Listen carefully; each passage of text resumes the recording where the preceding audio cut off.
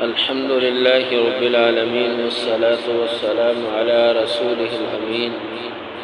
أما بعد فأعوذ بالله من الشيطان الرجيم بسم الله الرحمن الرحيم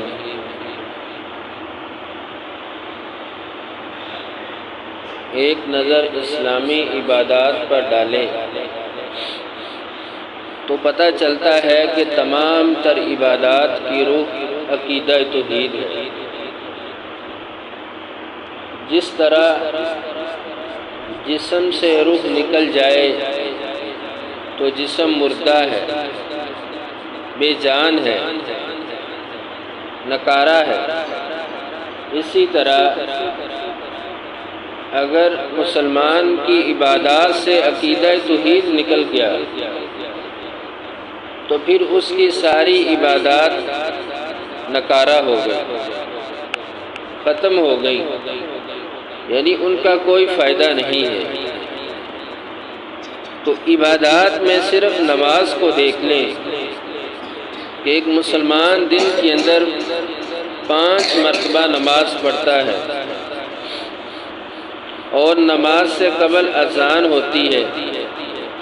پھر اذان کے اندر عقیدہ توحید کا اقرار کیا جاتا ہے، اللہ اکبر اللہ اکبر اشہد ان لا الہ الا اللہ اشہد ان محمد رسول اللہ، یعنی یہ الفاظ شروع سے لے کر آخر تک اذان کے ایک ایک لفظ عقیدہ توحید سے مزین ہے، اور یہ کلمات کا مجموعہ پر اثر ہے اس اعتبار سے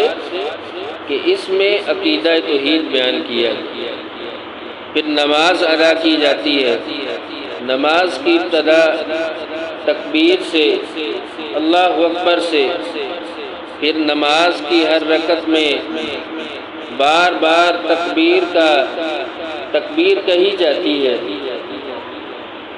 عقیدہ توحید کا اقرار کیا جاتا ہے، پھر ہر رکعت میں سورہ فاتحہ اس کو پڑھنا لازم قرار دیا گیا، پھر رکوع سجود کے اندر اللہ تعالیٰ کی عظمت اور بلندی کا اقرار کیا جاتا ہے، عقیدہ توحید کی گواہی دی جاتی ہے۔ گویا پتہ چلا کہ شروع سے لے کر آخر تک ساری نماز عقیدہ توحید کی تعلیم دیتی ہے، اس سے عقیدہ توحید کا درس ملتا ہے۔ تو جب ہم مرکز توحید کی طرف دیکھتے ہیں، بیت اللہ شریف کی طرف دیکھتے ہیں، خانہ کعبہ کے ساتھ جو عبادت مخصوص ہے، حج کی عبادت،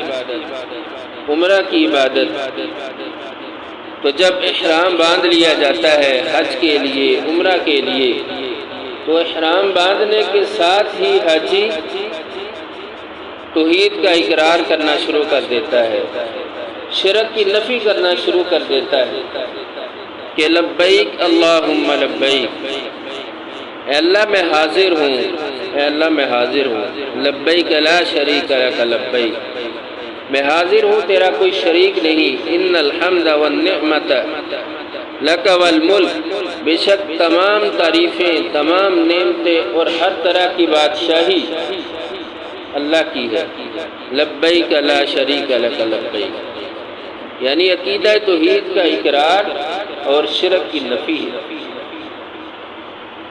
تو ان تمام تر عبادات سے رسول اللہ صلی اللہ علیہ وسلم کی زندگی سے، آپ کے اسوہ حسنہ سے یہ بات سمجھ آتی ہے کہ آپ صلی اللہ علیہ وسلم نے قدم قدم پر اپنی امت کی عقیدہ توحید کے ساتھ رہنمائی فرمائی ہے، جس کی 1-2 مثالیں دوران گفتگو ایک شخص نے رسول اللہ صلی اللہ علیہ وسلم سے یہ بات کہہ دی کہ جو اللہ تعالیٰ چاہیں اور جو آپ صلی اللہ علیہ وسلم چاہیں۔ جب یہ بات کی تو آپ صلی اللہ علیہ وسلم نے اس شخص سے کہا کہ تو نے مجھے اللہ کا شریک بنا دیا، یعنی میرے چاہنے یا نہ چاہنے سے کچھ نہیں ہوگا، صرف وہی ہوگا جو اللہ تعالیٰ چاہے. یعنی اس بات سے آپ صلی اللہ علیہ وسلم نے عقیدہ توحید کا درس دیا. اور ایک شخص نے آپ صلی اللہ علیہ وسلم سے بارش کی دعا کا کہا اور پھر کہا کہ ہم اللہ کے ہاں آپ کو سفارشی بناتے ہیں، آپ کے ہاں اللہ تعالیٰ کو سفارشی بناتے ہیں. تو آپ صلی اللہ علیہ وسلم کا اس بات پر چہرے کا رنگ بدل گیا اور فرمایا کہ اللہ تعالیٰ کی شان بلند ہے، اس کے حضور اللہ تعالیٰ کے ہاں کسی کو سفارشی نہیں بنایا جا سکتا. اللہ کو کسی کی سفارش کی ضرورت نہیں ہے. اس کائنات کا نظام چلنا ہے، چلانا ہے، وہ اللہ کی ذات نے اپنی مرضی سے چلانا ہے. اللہ کے ہاں درخواست ہے، دعا ہے، سفارش نہیں ہے کہ سفارش ڈالیں گے تو اللہ تعالیٰ جو ہے اس سفارش کو قبول کرتے ہیں، وہ عمل کر لیں. رسول اللہ صلی اللہ علیہ وسلم کا بیٹا حضرت ابراہیم جب وہ فوت ہوتے ہیں بچپن میں، تو لوگوں نے یہ کہنا شروع کر دیا، کیونکہ اسی دن سورج گرہن لگ گیا. لوگوں نے کہا کہ یہ ابراہیم کے فوت ہونے کی وجہ سے ہے، یعنی اس بات کے ساتھ جوڑ دیا. تو جب یہ بات امام الانبیاء کو پتہ چلی تو آپ صلی اللہ علیہ وسلم نے لوگوں سے کہا کہ یہ اللہ کی نشانیوں میں سے 2 نشانیاں ہیں، سورج اور چاند. جب ان کو گرہن لگے تو تم اللہ سے دعا کرو، نماز پڑھو، استغفار کرو